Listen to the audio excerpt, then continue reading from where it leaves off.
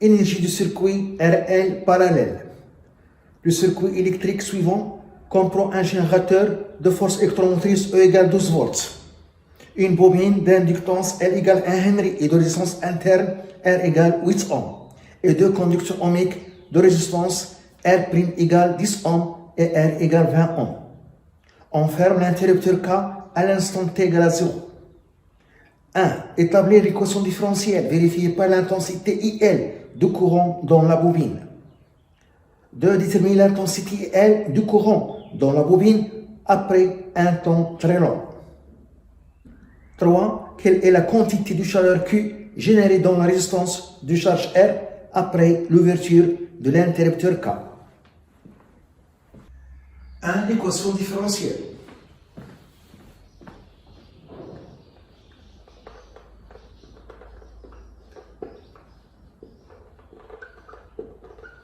Vérifier par IN l'intensité du courant dans la bobine. Le schéma du circuit, le générateur de tension de force électromotrice E, la résistance L', le circuit RL parallèle. Pour trouver l'équation différentielle, on applique la loi d'addition de tension et la loi des nœuds au point P. La loi d'addition des tensions. On a la tension EAN est égale à la tension EAB plus la tension EBN plus la tension ENN. La tension EAN, c'est la force électromotrice E du générateur de tension, est égale. La tension EAB, c'est R', plus la tension EBN, c'est la tension U, qui est la tension aux bornes de la bobine, égale à la tension aux bornes de conduction ohmique de résistance R, car elles sont en parallèle, plus la tension UMN. Entre M et N, il y a un fil. Donc, pratiquement, la tension au bord d'un fil, 0. E est égal à UR'.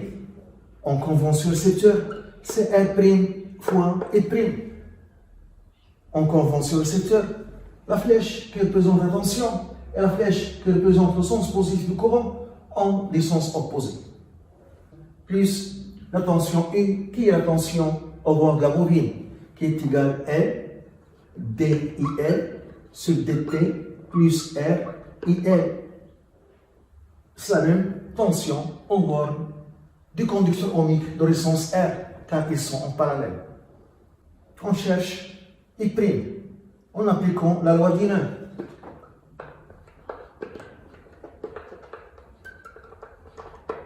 I' est égal à I plus IL au point P. On cherche l'intensité I. On a la tension UBM est égale à la tension U, qui est égale à R fois I. En convention récepteur, qui est égal à DIL sur DT plus R IL. Donc, I est égal à L sur R, DIL sur DT, plus R sur grand R fois IL. Donc, I' est égal à I, L sur R, DIL sur DT, plus IR sur grand R, IL, plus IL. Et je remplace ici. Donc, E est égal à R' fois I', qui est égal à L sur R, DIL sur DT, plus R sur grand R, IL, plus IL, plus L DUL sur DT plus petit r fois IL.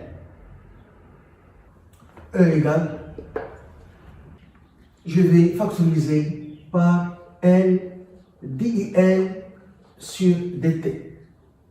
Je vais avoir R' sur R plus 1 plus, je vais factoriser par IL. Je vais avoir, après avoir développé ici, R' fois R sur grand R plus R' plus petit r. Donc, je peux écrire E est égal à R' plus R sur grand R fois R DIL sur DT plus R' fois petit r plus R facteur de R' plus petit r sur R le tout fois IL. Pour faire apparaître la constante de temps taux, je vais multiplier le nombre par l'inverse de ce facteur de la dérivée DIL sur DT. Je vais avoir R fois E sur R' plus R fois L est égal DIL sur DT plus R' fois petit r plus R fois R' plus petit r sur R' plus R fois L, IL. La constante de temps du circuit, c'est l'inverse du facteur de IL. La constante de temps du circuit et donc taux est égal à l'inverse du facteur de IL avec ici 1. L fois R' plus R sur R' fois R plus R facteur de R' plus R.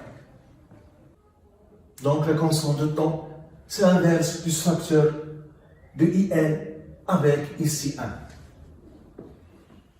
De l'intensité du courant dans la bobine en régime permanent.